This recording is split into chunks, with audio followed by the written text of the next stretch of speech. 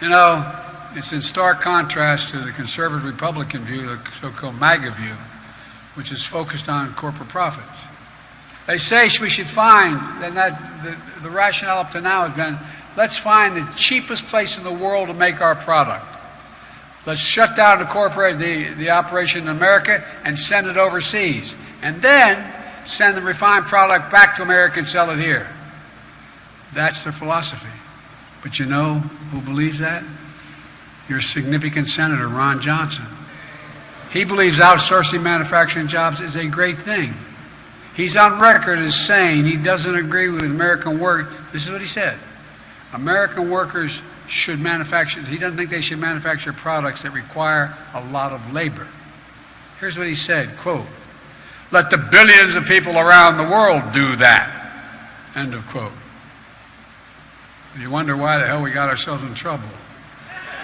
Well, we've been letting them do that for too damn long.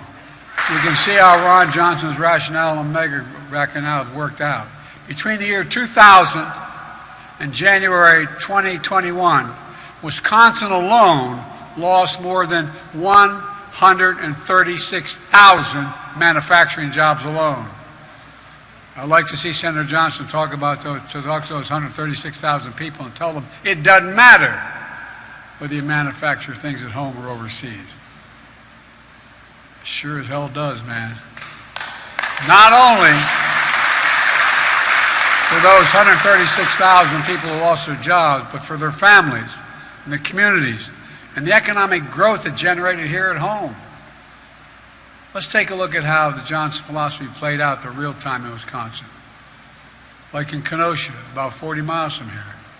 There used to be a lot of people assembling automobiles there, making a direct living for their families, generating economic growth for Kenosha until American Motors plant closed in '88.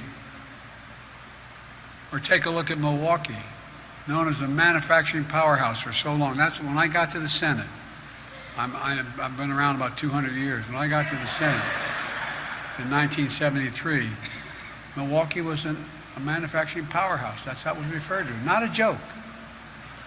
People like Ron believe that it's a good thing. The corporate American bottom line is if that's all you need to look at, it's good for America. It's about time Ron Johnson's friend understood that. Look, folks, when I signed the bipartisan infrastructure again, which Ron Johnson and his friends didn't vote, they all voted against. And guess what? To the chagrin of your senator, the other senator, it's going to add 100 good-paying jobs. Texas, the state of Texas, a very enlightened governor. The very state of Texas has the significant highest number of wind and solar facilities, I think, of any state in the nation. And it's cheaper than fossil fuel. He wants to shut them down. Isn't that enlightened? You know, the last guy talked about infrastructure month. We got infrastructure decade, baby.